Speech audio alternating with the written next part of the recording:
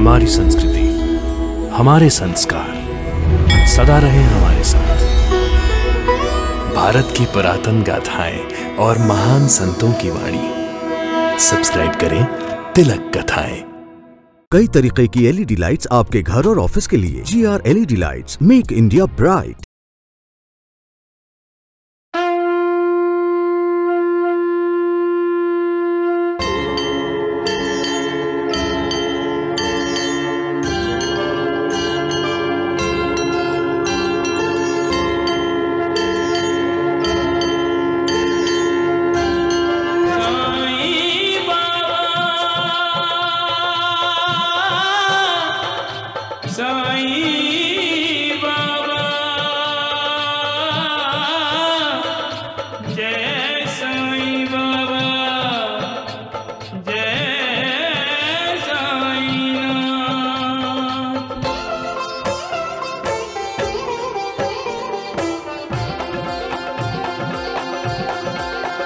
साईं राम साईं श्याम दुख भंजन तेरु नाम। साईं राम साईं श्याम दुख भंजन तेरु नाम। हे साईं नाथ तेरे आने से, हे साईं नाथ तेरे आने से हुआ धन्य ये धरती धाम धाम। साईं राम साईं श्याम दुख भंजन तेरु नाम। साईं राम साईं श्याम दुख भंजन तेरु नाम। सुख धाम धन धाम साईं राम साईं श्याम। गुण धाम यश धाम साईं राम साईं श्याम। ओ भक्त वत्सल दीन बंधु बाबा तुझे प्रणाम। साईं बाबा तुझे प्रणाम। साईं बाबा तुझे प्रणाम।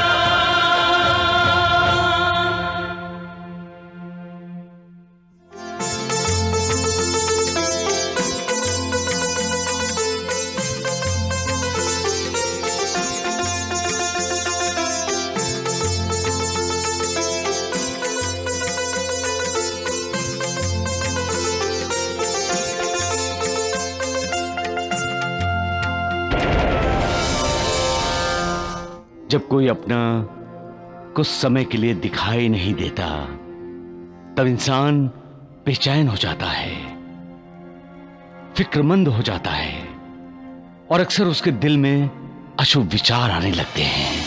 अब आपको उसकी चिंता करने की कोई जरूरत नहीं काका जी। शायद आपकी चिंता को उसने अपनी चिता के साथ जला दिया होगा। दिनकर, मैंने फैसला किया है, मैं सब कुछ दामू भैया को वापस कर दूंगा। मुझे समझ में आ गया है, इस दुनिया में एक ही रिश्ता सच्चा है और वो रिश्ता है पति पत्नी का रिश्ता। और मिला, मैं शांत करता हूं तुम्हें, तो तुम मेरे पीछे पीछे क्यों आते हो? हाँ? अरे नहीं आऊंगा, नहीं आऊंगा। मत आओ। फिर कभी मत कहिएगा कि हम दोनों के 72 जन्मों के संबंध हैं। नहीं कहूंगा। हे भगवान,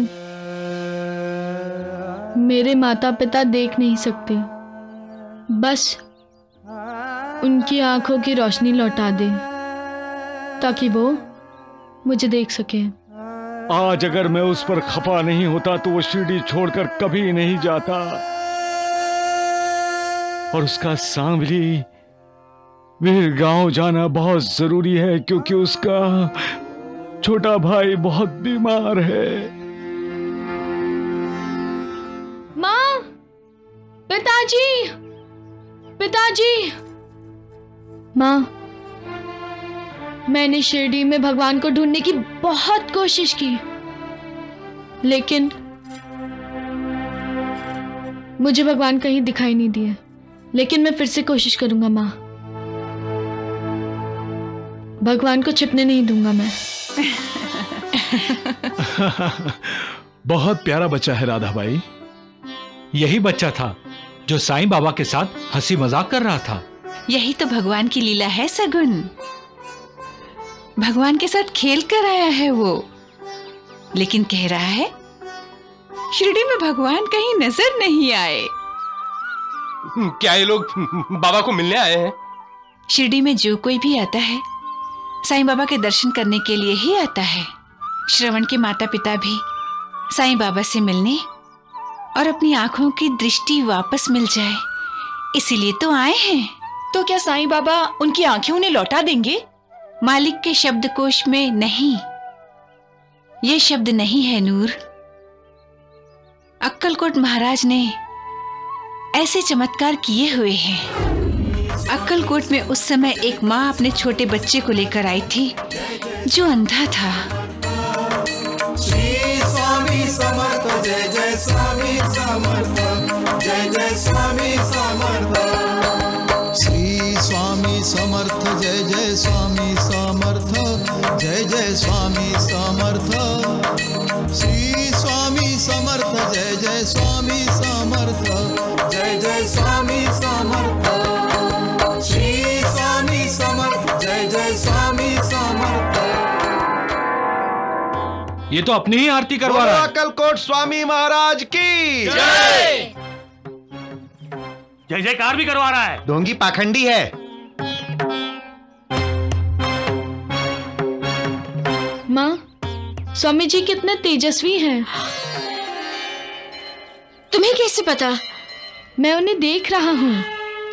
तुम देख रहे हो?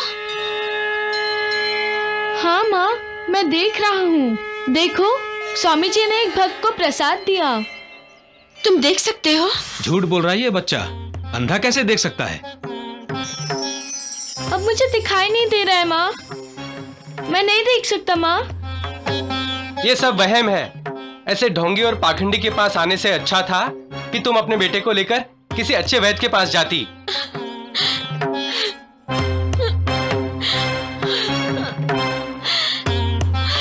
स्वामी समर्थ दीन दयाला, प्रभु जगन्नाथ, कृपा कीजिए स्वामी, मेरे बच्चे पर दया कीजिए स्वामी।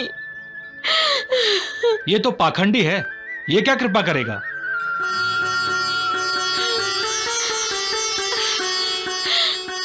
मेरे कृष्णा को दृष्टि दीजिए स्वामी, दया कीजिए। कृष्णा, क्यों अपनी माँ को तरसा रहे हो?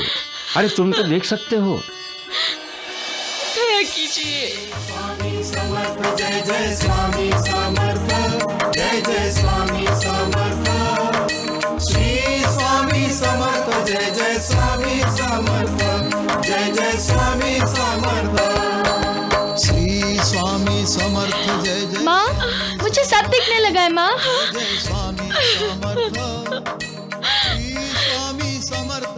माँ, मैं सब देख सकता हूँ माँ। कृष्णा, तुम्हें क्या दिखाई दे रहा है बेटा? केसरी वस्त्र पहनने वाले, अपने आप को ज्ञानी समझने वाले 5 अज्ञानी।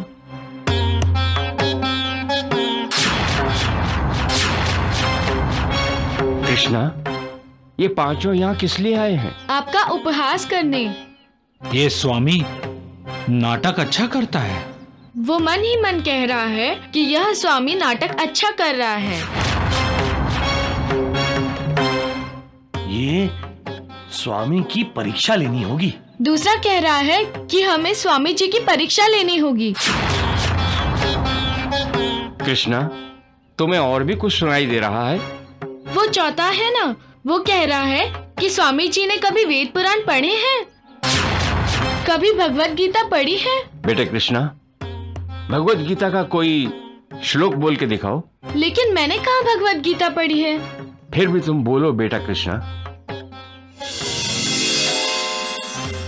यदा यदा हि धर्मस्य ग्लानिर्भवति भारत, अभ्युत्थानं धर्मस्य तदात्मानं सृजाम्यहम्, परित्राणाय साधूनां विनाशाय च दुष्कृतां, धर्म संस्थापनार्थाय संभवामि युगे युगे।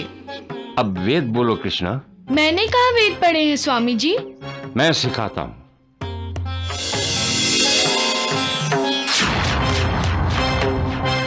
बोलो। अहम ब्रह्मास्मि। क्षमा कीजिए स्वामी महाराज, क्षमा कीजिए। आज आपने हमारा अहंकार नष्ट कर दिया स्वामी जी। ये कृष्णा अंधा नहीं था, हम ही आंखों वाले अंधे थे जो आपको पहचान न सके। हमने आपका उपहास किया है, आपका अपमान किया है, क्षमा कीजिए हमें। आप दीनानाथ हैं, आप भक्त वत्सल हैं, हमारा उद्धार कीजिए। अपने ज्ञान का फायदा समाज को होने दो, अपने अहंकार को गंगा में डुबो दो। भागवत धर्म का आचरण करो और भागवत का प्रचार प्रसार करो। जो आज्ञा स्वामी महाराज। और कृष्णा, तुम शिक्षा लो और लोगों को शिक्षा दो, लोगों को नई दृष्टि दे दो, जिससे कि समाज में कोई आंख होकर भी अंधा न रहे, ज्ञान का प्रकाश फैले।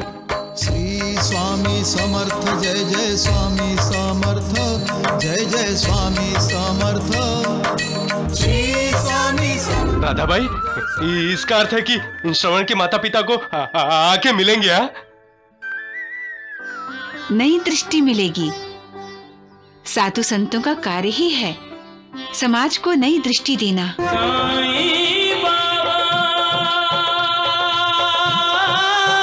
भिक्षाम देहि, भिक्षाम देहि। जय साईं बाबा, जय साईं। अरे श्रवण मेरे दोस्त, कहाँ थे तुम, कहाँ थे? आओ आओ आओ आओ, बैठो बैठो बैठो बैठो। माँ और बाबा के साथ गया था। अब कहाँ है तुम्हारे माता पिता? धर्मशाला में। और मैं फिर से भगवान को ढूंढने निकला हूँ। शिरडी में मुझे भगवान कहीं दिखाई नहीं दिए। दोस्त, भगवान को आंखों से नहीं, दिल की आंखों से देखा जाता है। दिल की आंखें? दिल को भी आंखें होती हैं? अरे धेनु, आजा आजा आजा आजा आजा आजा आजा आजा, ये ले ये ले ये ले, और ले और ले और ले। एक बात बताओ। हाँ बोलो। ये गाय तुम्हारे ही पास क्यों आती हैं? क्योंकि मैं उन्हें प्यार देता हूँ। तुम भी दूसरों को प्यार दोगे तो तुम्हें भी प्यार मिलेगा। तुम दूसरों को नफरत करोगे तो तुम्हें नफरत ही तो मिलेगी। याद रखो, इस दुनिया का श्वास है प्यार। इस दुनिया की रीढ़ की हड्डी है विश्वास। ये दुनिया चलती है भक्ति की शक्ति पर। इंसान की जिंदगी में विश्वासघात, धोखेबाजी, नफरत जैसे कई पड़ाव आते ही रहते हैं। इंसान को कभी इन पड़ाव पर रुकना नहीं चाहिए। जो इंसान इन पड़ाव पर रुक जाते हैं तो उससे वो मालिक, वो भगवान दूर चले जाते हैं और इंसान स्वयं अपनी जिंदगी बर्बाद कर लेता है। जिंदगी में कभी कोई ऐसा काम न करो जो तुम दूसरों की आंखों में आंखें डालते हुए डर जाओ, तुम्हारी गर्दन शर्म से झुक जाए। हमेशा दूसरों की मदद करनी चाहिए। जो दूसरों की मदद करता है उसकी मदद वो मालिक, वो भगवान स्वयं ही करता है। मैंने अब तक सिर्फ माँ और बाबा की मदद की है, दूसरों की नहीं। शायद इसीलिए मुझे भगवान नहीं मिले। सुनो सुनो, शिरडी में जल्द ही आ रहा है। सुनो सुनो सुनो, शिरडी में जल्द ही आ रहा है। वो देखो, भगवान आ गए। भगवान मुझसे प्रसन्न हुए, इसीलिए वो शिरडी में आए। आज मैं उन्हें माँ और बाबा से मिलाऊंगा। भक्ति बंधु, अरे सुनिए सुनिए सुनिए, शिरडी में जल्दी आ रहा है। भगवान, मैं आपको कब से ढूंढ रहा हूँ भगवान, लेकिन आप कहीं दिखाई नहीं दिए। आपसे आज मेरी भेंट हो गई। आप मेरे साथ आएंगे ना भगवान?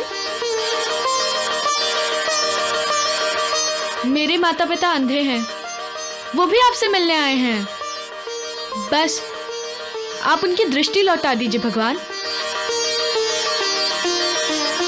मेरे माँ और पिताजी वो धर्मशाला में रहते हैं। वो दोनों वही हैं। बस आप उनकी आंखें लौटा दीजिए भगवान। अरे तुम अच्छे बेटे हो ना? अच्छा एक बात बताओ, असली है ना? नहीं, नकली है। नकली है ना?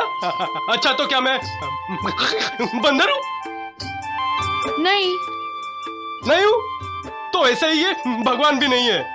हाँ, ये जो हाथ है ना, ये हाथ, ये भी ना नकली है, नकली। ये देखो, ये।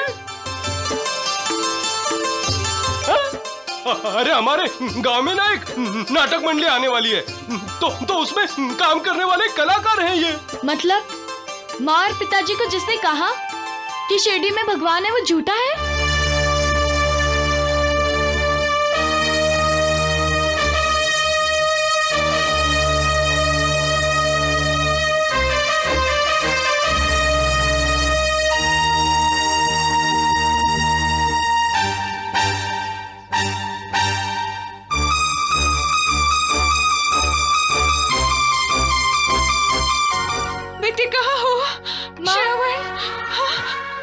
पिताजी,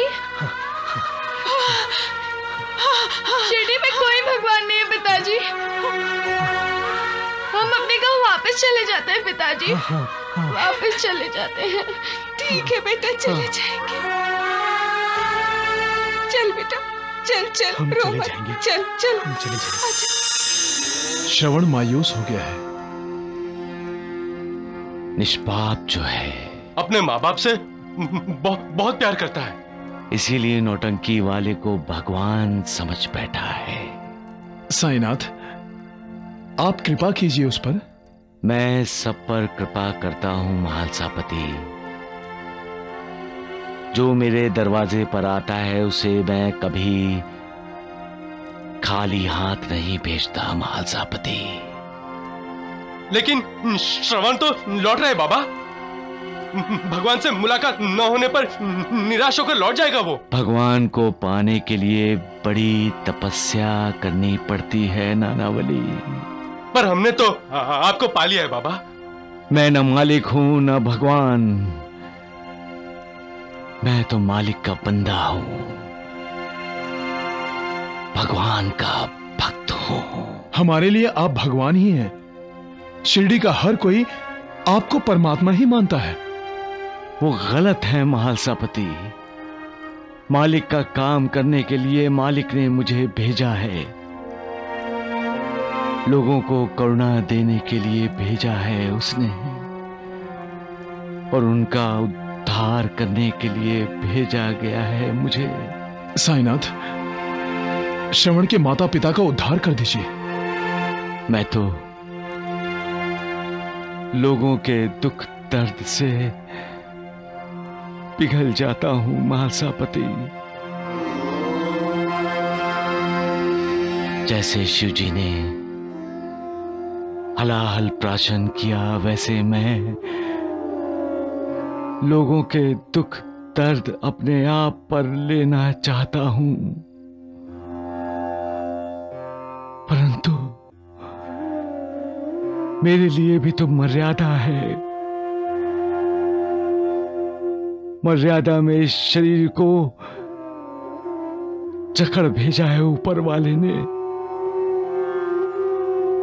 अपने भक्तों का दुख दर्द इस शरीर पर लेने के बाद मेरा ये शरीर आहिस्ता आहिस्ता क्षीण क्षीण होने लगा है। जिन लोगों को भक्ति पाबंदी लगती है वो कुविचारों की तरफ आकर्षित होते हैं। और ना चाहते हुए भी उनके हाथ से बुरा कर्म हो जाता है। जैसा कर्म होता है उसका वैसा ही फल मिलता है। ये तुम भी जानते हो महासापति। यही तो कर्मों का बंधन है जिसे मैं नहीं तोड़ सकता महासापति। अपने कर्मों का फल भुगतने के बाद ही श्रवण के माता पिता का उद्धार होगा।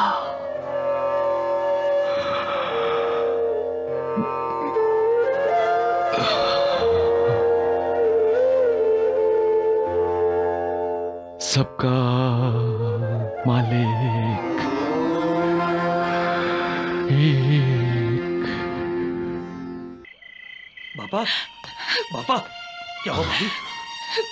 बापा, बापा, मेरे भाई, क्या हुआ? क्या हुआ तुझे? बापा, मैं माधव, तेरा बड़ा भाई, तेरा बड़ा भाई। ये तेरी भाभी सुशीला।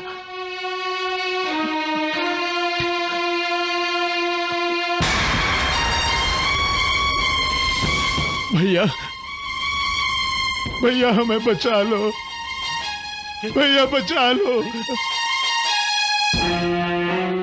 देखो दरवाजे में कोई खड़ा है, भयंकर है।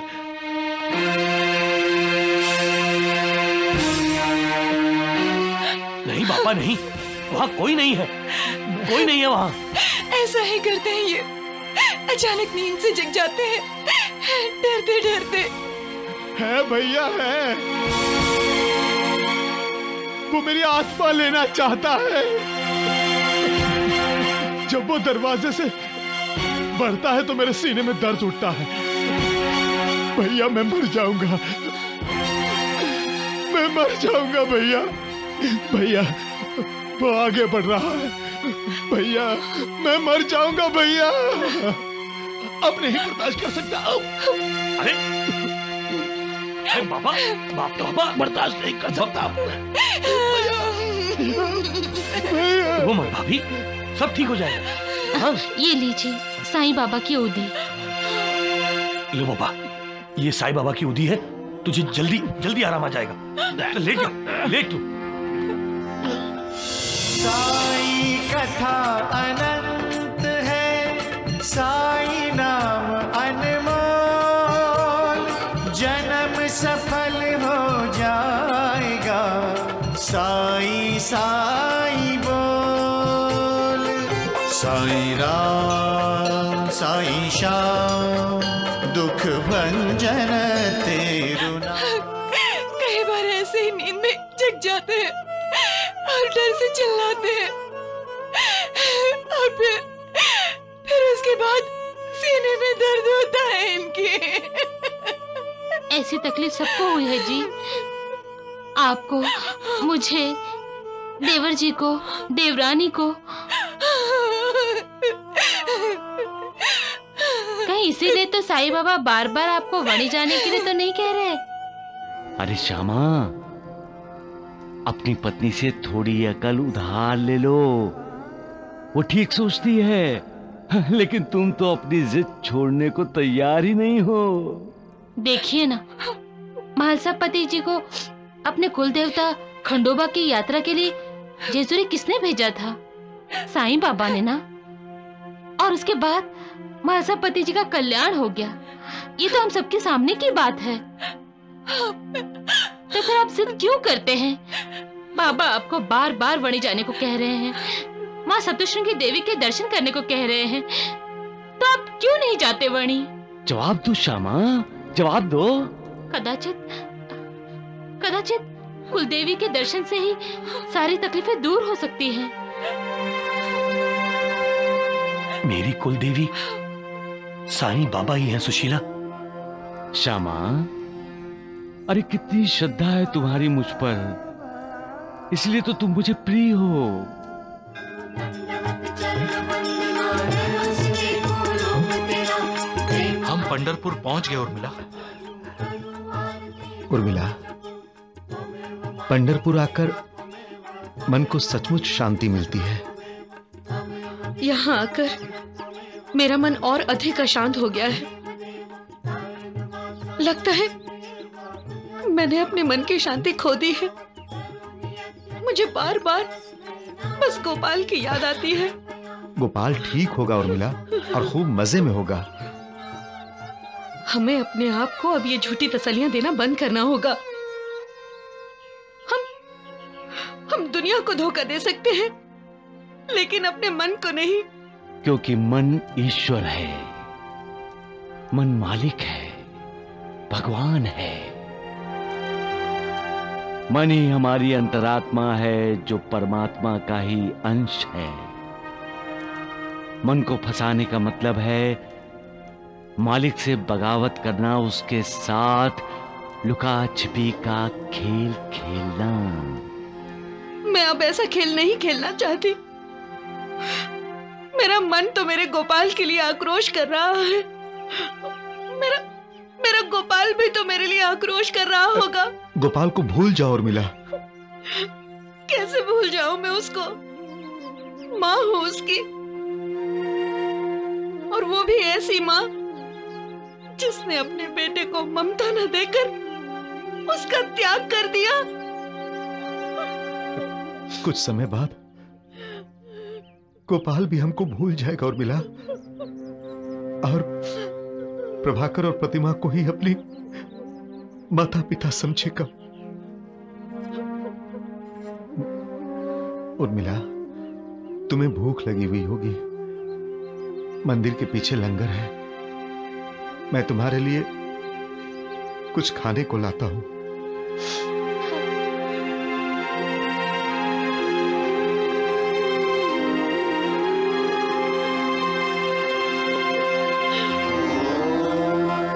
जब जीवन का आनंद नष्ट हो जाता है, जब इंसान को लगता है कि जीवन रूपी फल का रस सोख लिया गया है, जीवन जीने का उद्देश्य ही नहीं रहा, तब इंसान की जीवन में कोई रुचि ही नहीं रहती।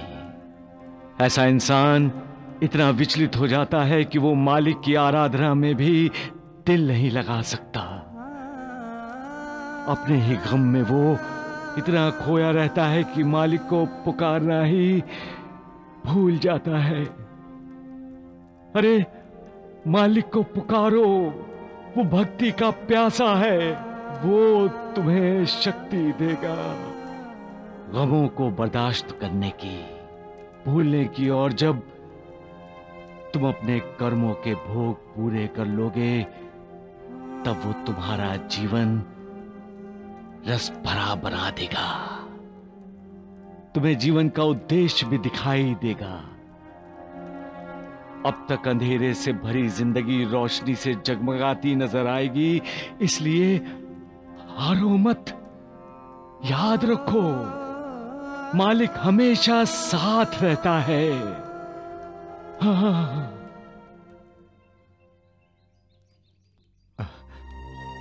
उर्मिला, उर्मिला, अभी तो यही थी, कहां चली गई?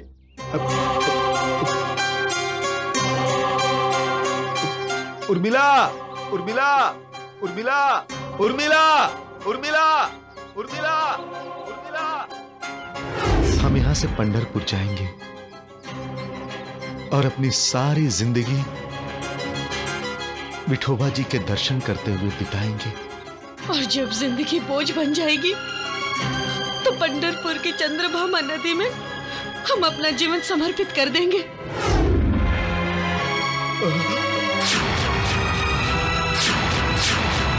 उर्मिला, उर्मिला, उर्मिला, उर्मिला, उर्मिला, उर्मिला।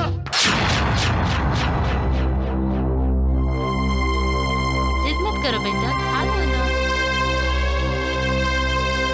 बेटा खा ले। नहीं खाऊंगा।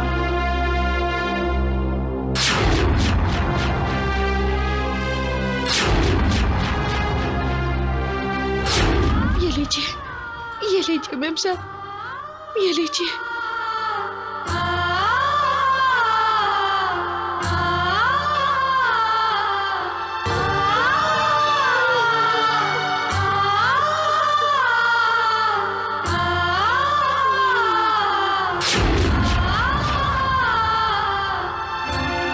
मेरा राजा बेटा, खाना ना बेटा।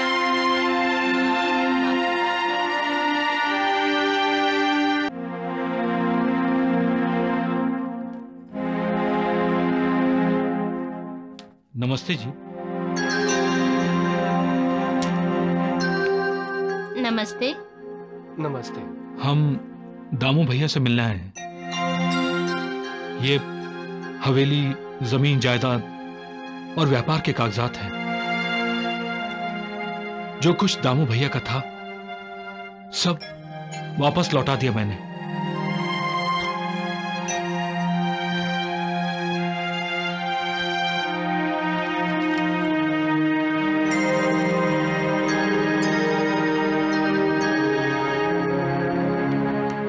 हमसे जो गलती हुई, जो हमने भैया भाभी का अपमान किया, उसके लिए उनसे माफी मांगकर उन्हें की हवेली में ले जाएंगे। दामू भैया को बुलाइए ना। मैं जानता हूं हमने भैया भाभी के साथ अन्याय किया है। हम उनके गुनहगार हैं। वो जो भी सजा हमें देंगे हम भुगतने के लिए तैयार हैं। दामू भैया, भाभी, दामू भैया। दामू सेठ और उर्मिला जी ये गांव छोड़ के जा चुके हैं। क्या? लेकिन वो कहाँ गए हैं ये तो आप जानती होंगी। नहीं, ये कोई नहीं जानता कि वो कहाँ गए हैं। यहाँ तक कि वो अपने बेटे गोपाल को प्रतिमा और प्रभाकर के पास छोड़कर चले गए हैं। कहीं दोनों ने अपनी जिंदगी। हम सब ने बहुत कोशिश की पर वो हमें कहीं नहीं मिले। मैंने पैसे के माया जाल में फंसकर अपने देवता समान भैया भाभी के साथ विश्वासघात किया है।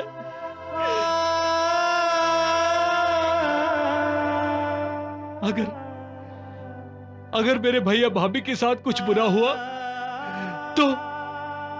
तो मैं अपने आप को कभी माफ नहीं कर पाऊंगा। शंकर भैया, मेरे ख्याल से हमें प्रभाकर जी के घर जाना चाहिए, जहां हमारा भतीजा गोपाल है। गोपाल की वजह से दामू भैया और उर्मिला भाभी वहां जरूर आ सकते हैं। प्रभाकर, पता नहीं क्या हो गया है इसे, बस रोए ही जा रहा है, सोता ही नहीं है। क्या करे प्रतिमा,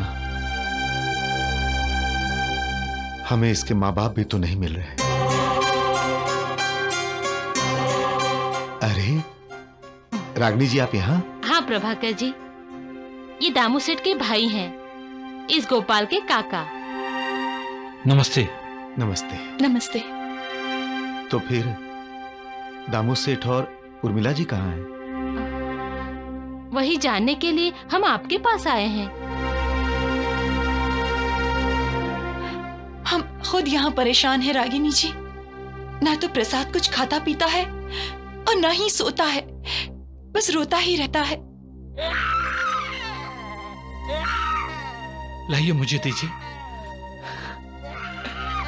गोपाल।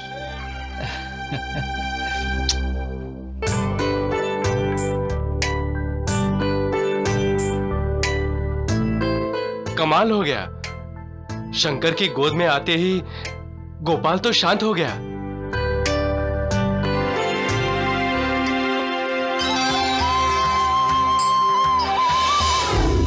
तुमसे कोई गलती हुई हो तो उसे सुधार लो। अपने बड़े भाई को धोखा दिया है तो उससे माफी मांग लो। मालिक तुम्हें माफ कर देगा। तुम्हारा कल्याण होगा बच्चे।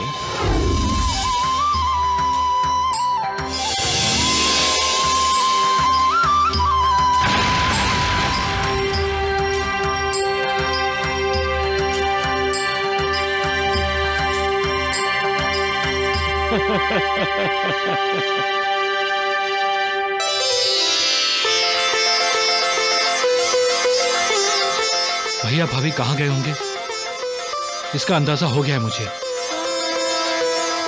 दोनों साईं बाबा के भक्त हैं।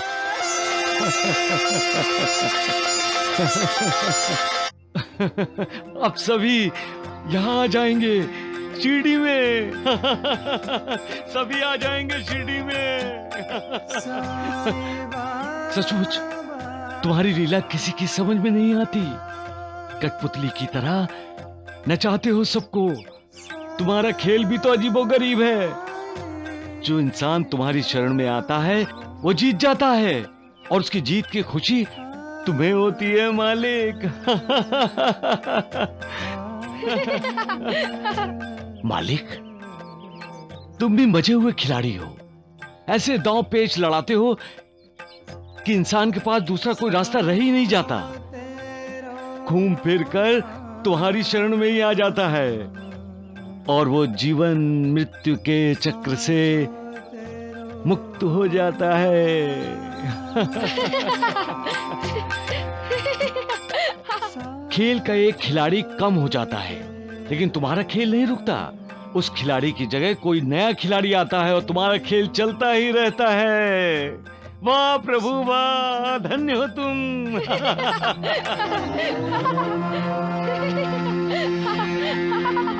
अरे श्रवण,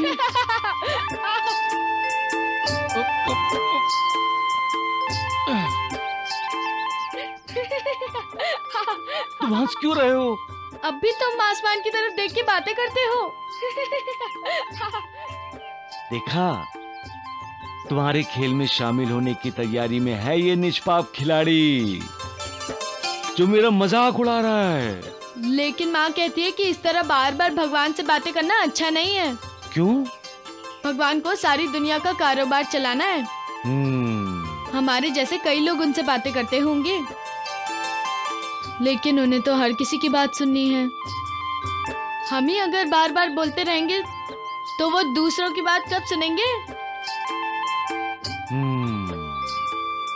बात तो ठीक है। इसीलिए मैंने भगवान को तकलीफ देना छोड़ दिया है। तकलीफ? क्या भगवान ने तुम्हें बताया कि तुम्हारी बातों से उन्हें तकलीफ होती है? नहीं, लेकिन आज तक तो भगवान ने मुझसे कोई बात नहीं की। तुमसे की? भगवान कभी हमसे सीधे बात नहीं करते, वो हमें इशारा करते हैं। इशारा? हाँ, जब फूल खिलता है तब समझ लेना चाहिए कि भगवान खुश हैं। जब आसमान में इंद्रधनुष दिखाई देता है तो समझ लो कि भगवान मुस्कुरा रहा है। जब खेतों में फसल उगती है तब भगवान प्रसन्न होते हैं। जैसे तुम अपने दोस्तों पर पानी उड़ाने का खेल खेलते हो, ठीक उसी तरह पानी की बरसात करके भगवान खुश होते हैं। जब हर कोई एक दूसरे को प्रेम, ममता, सहारा देता है तब भगवान को अच्छा लगता है, उसे संतोष होता है। भगवान की हंसी कैसी होगी? तुम्हारे जैसी निष्पाप बच्चों की तरह। ठीक उसी तरह भगवान भी मुस्कुराते हैं, हंसते हैं। भगवान को कभी गुस्सा आता है? हाँ, आता है ना। जब भगवान को गुस्सा आता है तो दुनिया में तूफान आने लगता है। समुद्र की लहरें आसमान को छूने के लिए उछलती हैं। धुआंधार मूसलाधार बारिश होती रहती है। ऐसी तेज हवा चलती है कि बड़े से बड़े पेड़ों को जड़ों से उखाड़ देती है। लगता है तुमने अपनी दिल की आंखों से भगवान को देखा है। तो तुमने मेरी बात याद रखी है। क्या तुमने कभी दिल की आंखों से भगवान को देखने की कोशिश की है? की ना। कल रात जब मैं सोने वाला था तब मैंने प्रार्थना की, अगर मेरे पास भी दिल की आंखें हैं तो भगवान मुझे दर्शन दो। तो क्या भगवान ने तुम्हें दर्शन दिए? नहीं ना, और बार बार मुझे तुम ही दिखाई दे रहे थे, और तुम तो भगवान हो ही नहीं। मैं भगवान का भक्त हूँ। मुझे लगता है कि शिरडी में भगवान है ही नहीं, इसीलिए मैं अपने माँ और पिताजी को लेकर यहाँ से चला जाऊंगा। गांव गांव घूमूंगा, और जिस गांव में मुझे भगवान मिल गए मैं उनसे कहूंगा कि मेरे माँ और पिताजी की आंखें लौटा दो। अगर उन्होंने इनकार कर दिया तो मैं कहूंगा कि मेरी 2 आंखें हैं, एक आंख मेरी माँ को दे दो और दूसरी आंख मेरे पिताजी को। तुम बहुत प्यारे हो श्रवण। मैं तुम्हें मिलने के लिए ही यहाँ बैठा था। अब मैं जाऊं? हाँ? तुम शिरडी के ही हो ना? हाँ हाँ। कभी कभी मिलने जरूर आऊंगा। हाँ। सच कहूं? हाँ बोलो। तुम्हें छोड़कर जाने का दिल नहीं करता। साई कथा अनंत है, साई नाम अनमोल, जन्म सफल हो जाएगा, साई साई बोल।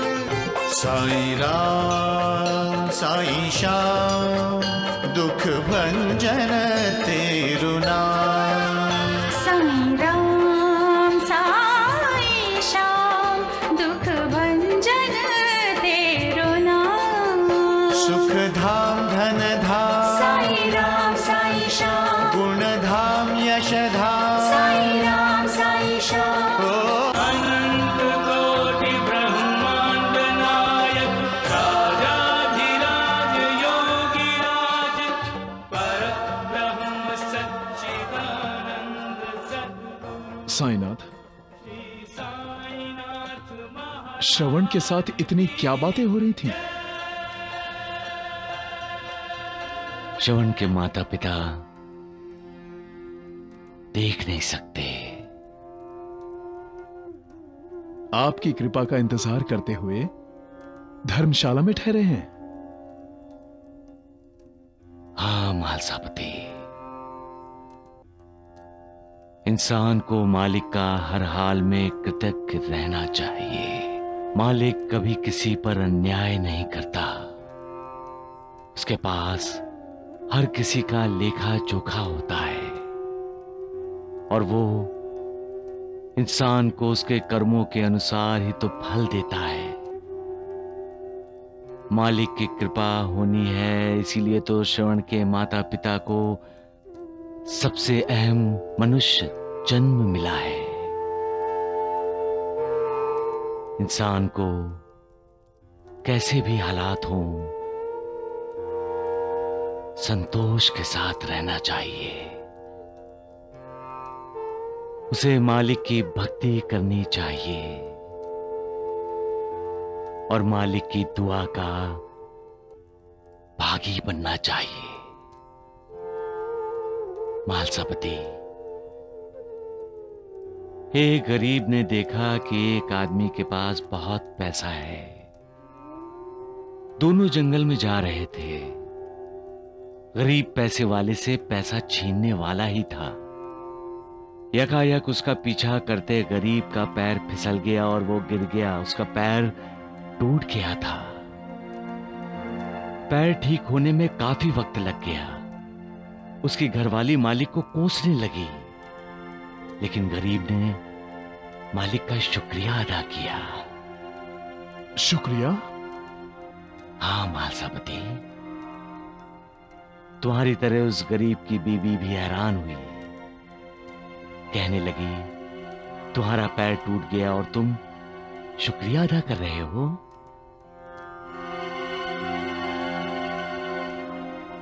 तब उस गरीब आदमी ने कहा, मालिक ने मुझे पाप करने से बचाया।